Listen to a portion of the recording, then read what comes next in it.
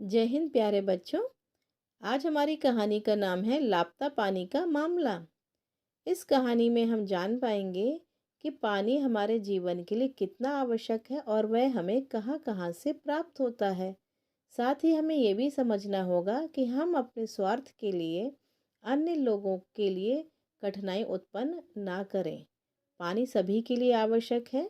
इंसान हो, जानवर हो, पेड़ हो, पौधे हो, सभी के लिए आवश्यक है।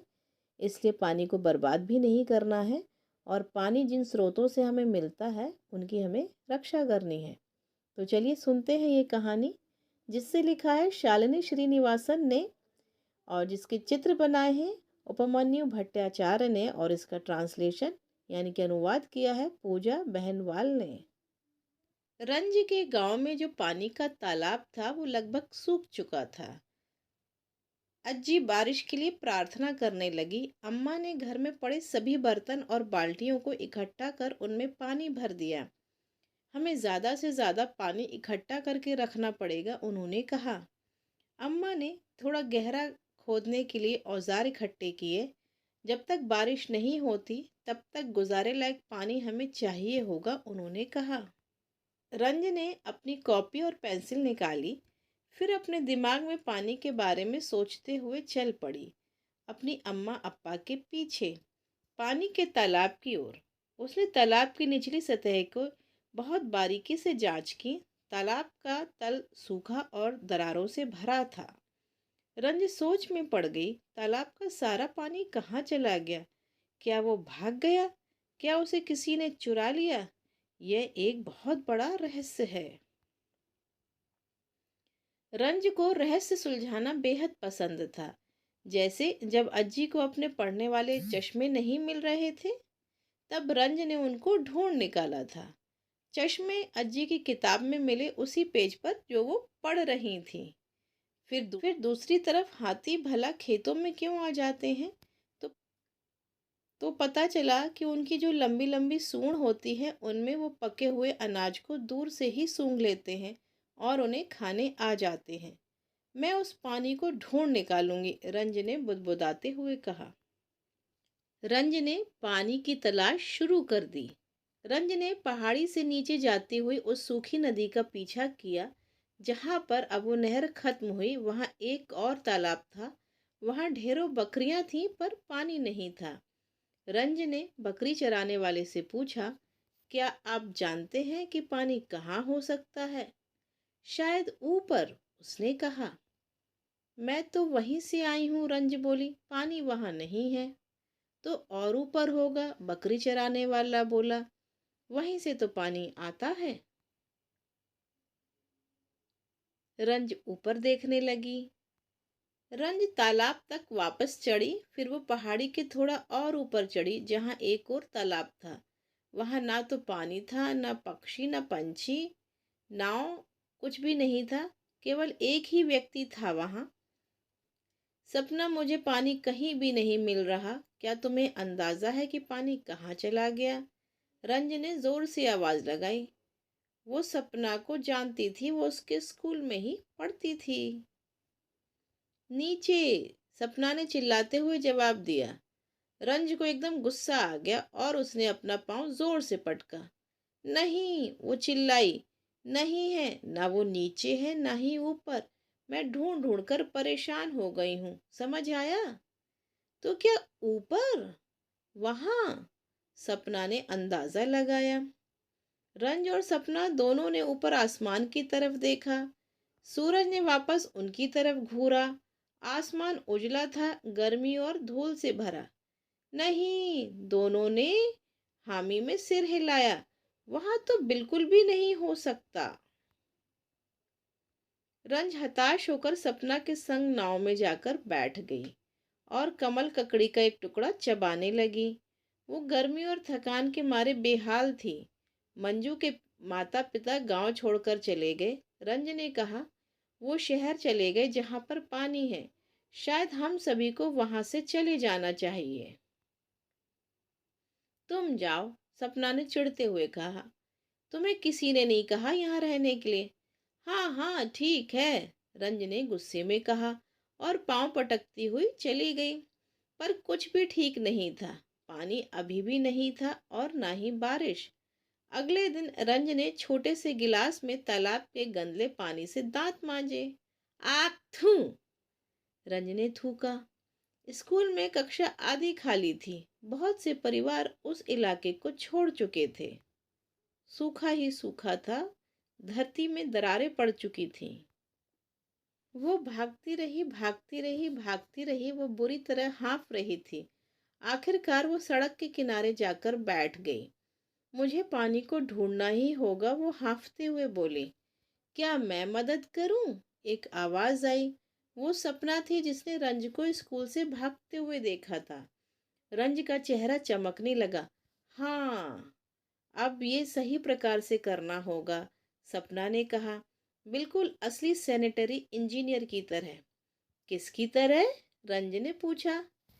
सैनिटरी इंजीनियर वो होते हैं जो पानी के पाइप, टंकियां और नाले बनाते हैं। जब मैं बड़ी हो जाऊंगी तो मैं भी एक सैनिटरी इंजीनियर बनूंगी, सपना ने कहा।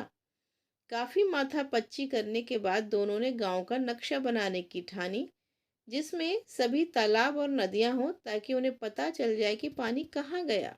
आखिरकार वो दोनों आराम से बैठ गए और अपने ही बनाए हुए नक्शे को बड़े ही ध्यान से देखने लगे। हमने अभी तक ये तालाब नहीं देखा। रंज ने बहुत सारे तालाबों में से एक की तरफ इशारा किया। चलो चलें, सपना ने हामी भरी। रंज और सपना दोनों पहाड़ी पर चढ़ गए और वहां देखा कि सरिता भी सूखी थी। शायद हमें स्कूल छोड़कर नहीं आना चाहिए था। ये तालाब भी शायद सूखा ही होगा, सपना ने उदासी से कहा। पर जब दोनों तालाब के पास पहुंचे तो उन्हें अपनी गलती का एहसास हुआ।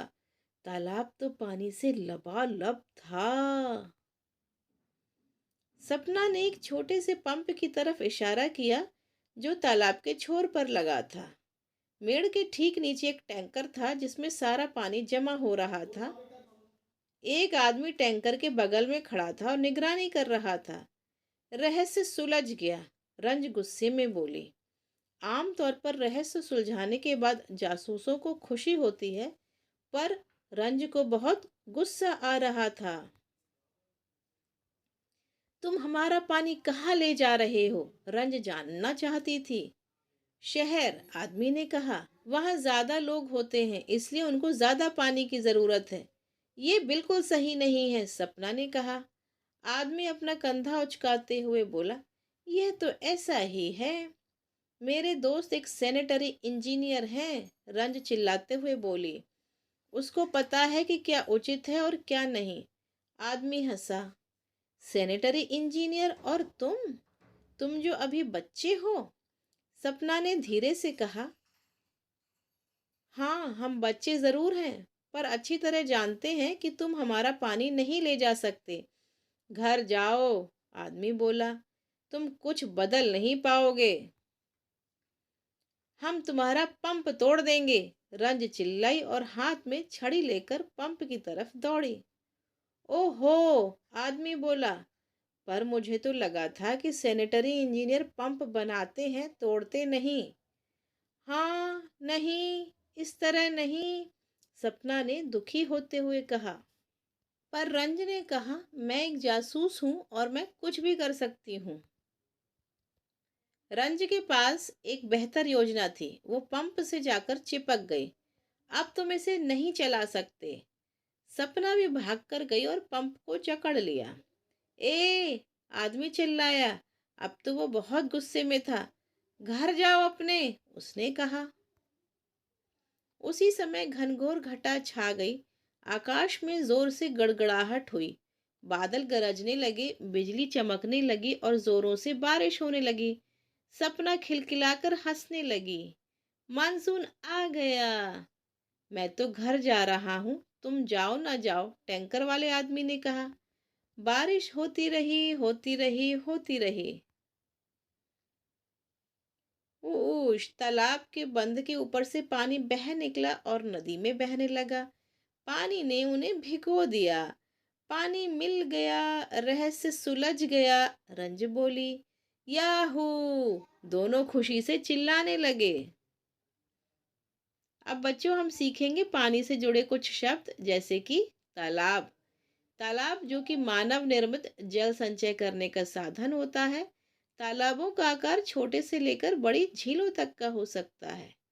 बंध या मेड़, मिट्टी और पत्थरों से बनी एक छोटी दीवार जो तालाब के पानी को रोकने का काम करती है। यानी कि जो तालाब में पानी है वो इधर उधर ना बहे, उसके लिए मेड़ बना देते हैं, किनारे बना देते हैं। सरिता एक छोटी नहर जिसमें पानी की छोटी धारा बहती है। जल स्रोत ऐसी जगह जहां पर जमीन के अंदर का पानी ऊपर सतह पर आकर इकट्ठा हो जाता है, यानी कि जहां से हमें पानी प्राप्त होता है। भौम जल स्तर या वाटर टेबल, इसका मतलब है जमीन के अंदर इकट्ठे हुए पानी का स्तर। कुओं को इतना गहरा खोदना पड़ता है कि वो जल स्तर तक पहुंच जाए, तभी उनमें पानी आता है। ये आपने देखा होगा बच्चों। तो बच्चों आपने देखा कि पानी कितना आवश्यक है और पानी किस प्रकार गायब हो जाता है।